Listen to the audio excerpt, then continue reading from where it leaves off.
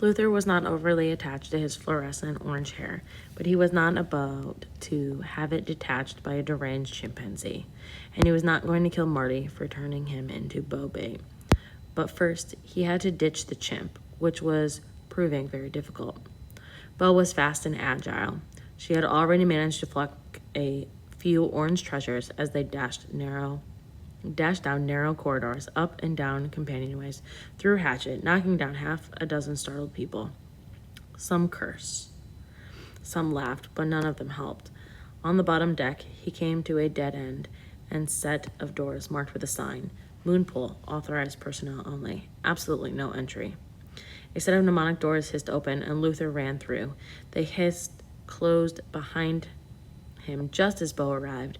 Luther was trapped in what looked like an airlock. In front of him was a second set of mnemonic doors. To his relief, they opened and he ran through, colliding with a woman with a whistle clamped in her mouth and a stainless steel bucket of fish in her hands. She didn't seem at all perturbed that he had just knocked her down and was sprawled on top of her. The collision had almost made him forget why he'd been running in the first place, but he remembered when he heard Bo go absolutely bonkers. She had made it through the airlock and was running on all fours around the largest pool she had ever seen, screaming as if she had lost her mind. "Excuse me," Luther stammered, untangling himself from the woman. "Sorry, I didn't mean to burst in here, but the chimp was chasing me." The woman got to her feet, looked at Bo, and smiled. "It's a bonbo chimpanzee," she said. "Very rare and smarter than your average chimp." "Why was she chasing you?" Luther had answered, "My hair. Your hair is a little unusual," the woman said, helping him to his feet. "Do you dye it?" "No way," Luther answered. "I was born with it." He'd been asked this question 1,000 times before. His science teacher at a medical prep had told him the orange hue was not a color found in nature. His father, Luther Percival Smith III, LPS 3, had tried to get Luther, LPS 4, to dye his hair black, saying that no one would ever take him seriously with that mess on top of his head. Luther had refused, saying, "If they don't take me seriously as I am, then they aren't going to take me seriously as I am not." LPS 3 had no idea what his only child meant by this. "I like the color," the woman said. "No one has ever told Luther that before. My name is Yvonne," the woman said, offering a slender hand sprinkled with silver fish scales. He took her hand. "Luther Smith. Marty O'Hara's friend," Yvonne said. "You know Marty?" "No, but I've heard a lot about him and his cousin Grace. There are no secrets on a ship or on a small island, although I haven't been on the island this trip." "At all?" Luther asked. Yvonne shook her head. Wink and blink and a nod were transferred to the moon pool before I arrived. I stepped from Phil's seaplane right onto the ship. "Wink and blink and a nod?" Luther asked.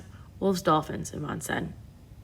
Luther looked across the vast pool and realized that they were actually two pools separated by a thick plexiglass window. They went all the way up to the ceiling. The dolphins were in the smaller of the two pools. Bo had stopped circling the smaller pools and was pacing a 10-foot area back and forth, pausing to slap the water every few seconds with her hairy hand. Wink and blink and a nod watched her from a safe distance. Then one of them spit out a stream of water, hitting the chimp squarely in the face. Bo shook her head and let out an eardrum-shattering hoot.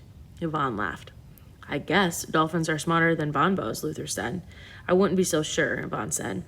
"And they're not really fighting." Luther wasn't convinced. Bo looked like she wanted to fillet them. "We'll have to have her come down during the voyage and play. It will be good for all of them." Luther wasn't convinced of that either. "So what do you do here?" "I'm a freelance marine mammal trainer. Wolf flies me onto Kryptos Island 3 or 4 times a year to work with the dolphins. I'm conditioning them for a new camera array Ted Bronson's come up with." "Wolf's eyes beneath the sea," Luther said. "I guess," Yvonne said. "But they're being pretty tight-lipped about how the dolphins are going to be used to catch a giant squid. All I've been told is to get them accustomed to the cameras.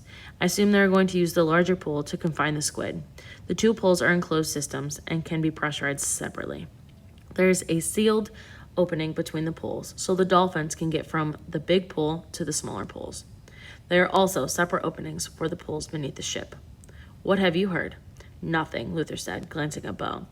"I've just got here myself, and I've been a little preoccupied. I know Wolf used a flashlight to catch the little squid in his library." Yvonne laughed. "I've seen them, and I don't think a flashlight is going to catch an Archimedes." A loud rumbling started.